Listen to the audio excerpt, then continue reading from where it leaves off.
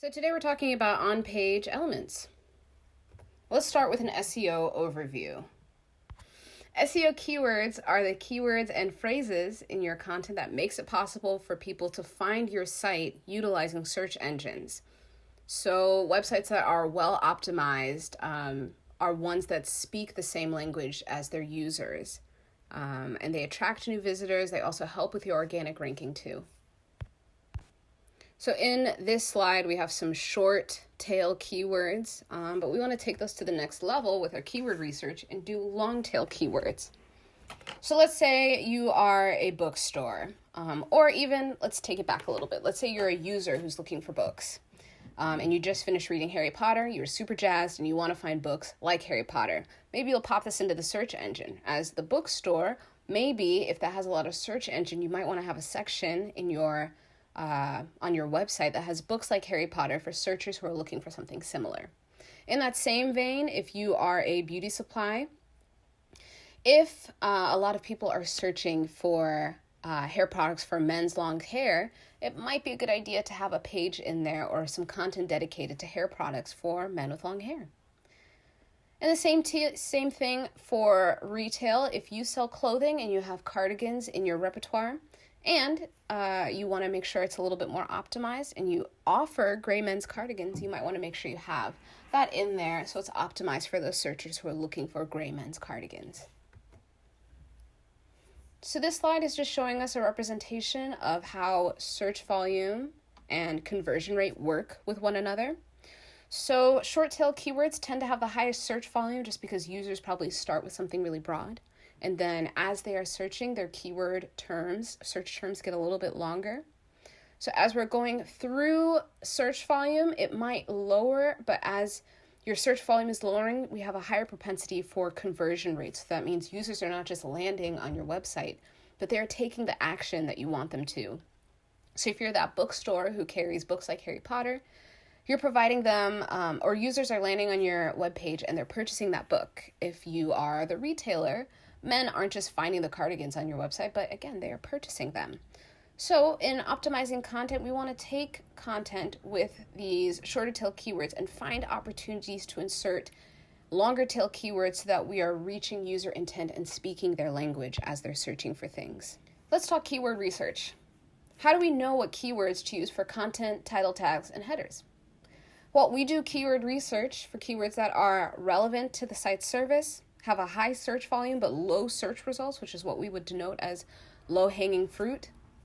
Search volume is the amount of users who search for a keyword, and then the search results are the amount of actual web results for a given keyword. Here's one way to do keyword research, and we'll talk about some other tools you can use later on in this little presentation. So we do keyword research to ascertain the exact content of the page. We select the seed keyword for Google Keyword Planner. We can export our keyword research report after that, slice and dice the data to discover our primary keywords, and then optimize our content and metadata. And there are a couple other elements that we might optimize following doing this work too. So just looking at this page, we'll go further into detail about each section, but metadata includes the page title, the meta description, H1, H2, the body or the content, and then alt tags as well. The page title is what is going to show up on the SERP. So let's say you're on Google and you just searched brown leather boots. That blue text is the title of your content or landing page. And then the meta description is that little snippet underneath that accompanies the page. As you're doing your keyword research, you have many options for tools you can use. You can use SEMrush or SEO Clarity keyword tool. Google Keyword Planner also is a great tool to use, and it allows for advanced targeting in research too. Now going through these on-page elements with more specificity, we're going to start with title tags. So what are they? Title tags, many SEO people would say, are the single most important optimization. They are a code that is inserted into the code of a website that contains relevant keywords, and they are often 70 keywords max. The reason for this is that sometimes your title will get cut off, and we want to make sure it's optimized so that users can read everything you have to offer in that short little snippet. Title tags serve two functions. They inform search engines of the purpose of the page, and then they encourage click-through rate within the SERP. So well-constructed title tags encourage users to inquire more about whatever you have to offer. Here are 3 places you can find title tags. They're in the HTML and in the code of your site, but you can also find them, as mentioned previously, on the SERP too.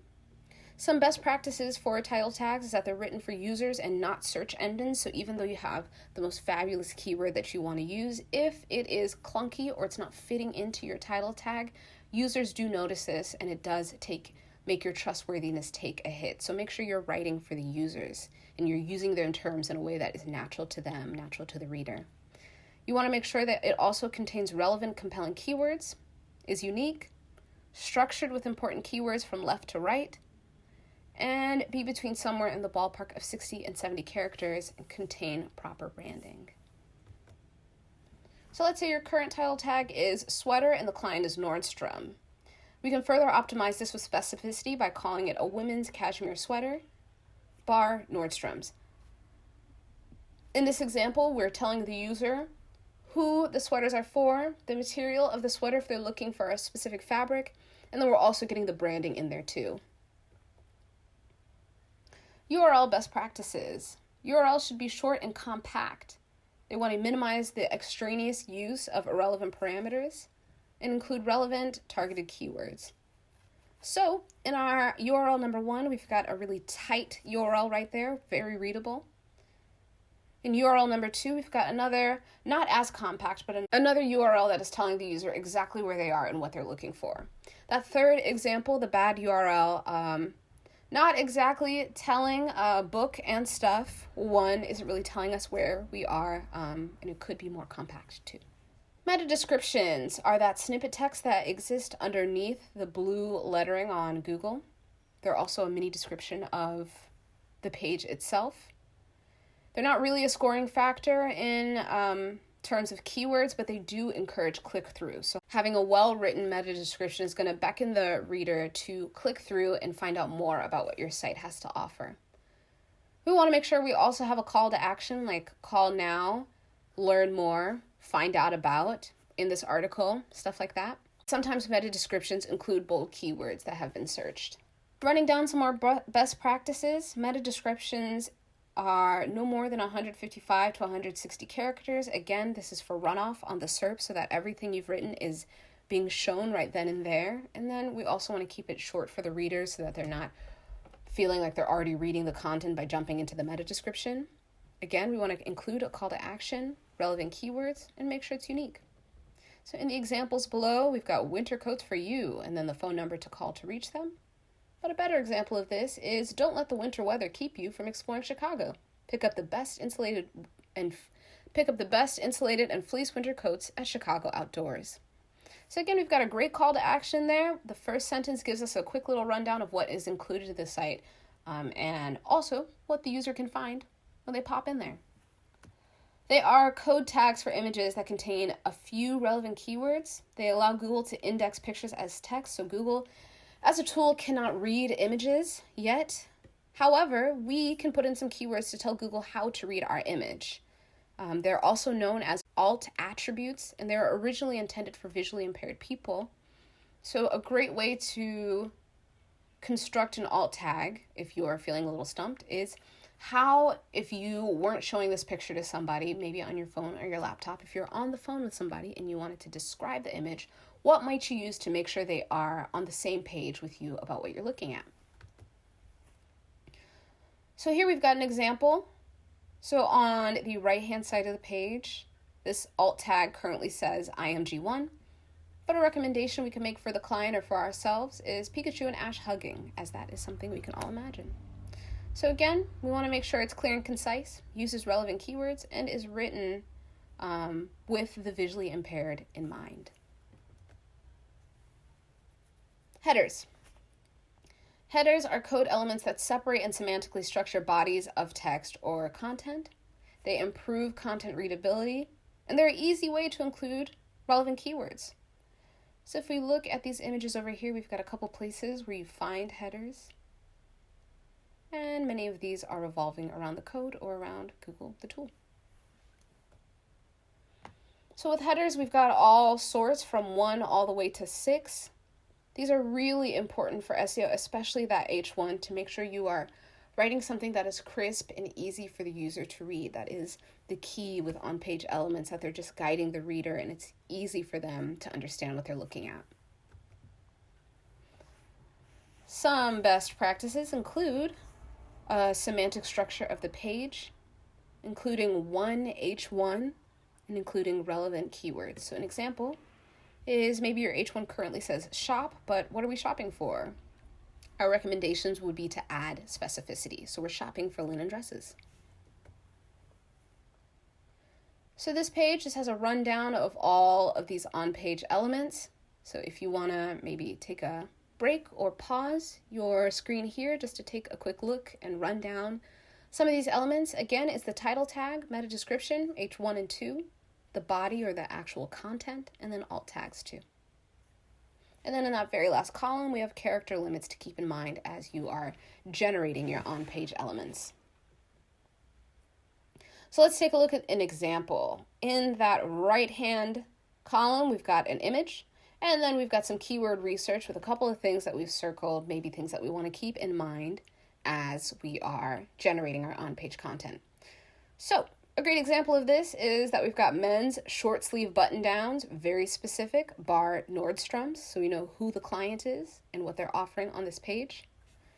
In our meta description, dress for a night out with Nordstrom's men's short sleeve button downs. We carry leading brands like Rag & Bones, all with free shipping and easy returns. Our H1 is men's short sleeve shirts, so again, an echo of the title tag. H2, we have men's shorts, an echo of H1, but just shortened. And then an alt tag, men's short sleeve button downs, very descriptive. So let's take a stab at what we've got going on here. So let's pretend our client is Expedia and we are writing a page for a tour. So go ahead, take a little minute and sort of jot down some ideas you have for an example. Okay, groovy. So here is an example of what you could be doing with the keywords we've got going on that bottom right-hand side of the page. Maybe for a title tag, you have Galapagos Island Tours, cruises and snorkeling trips, bar Expedia. For our meta description, we've got pack your bags. Expedia offers luxury Galapagos Island tours year-round. Call to speak with an agent today. For our H1, we've got Galapagos trips, and for our H2, we've got visit Galapagos Islands. And then for our alt tag for that image up in that top right-hand corner, we've got snorkeling with seals. So yours may be different from ours, but it's good to keep our best practices in mind as you generate these, and readability. Keep readability in mind too. So this was On-Page Elements. Thanks for clicking in.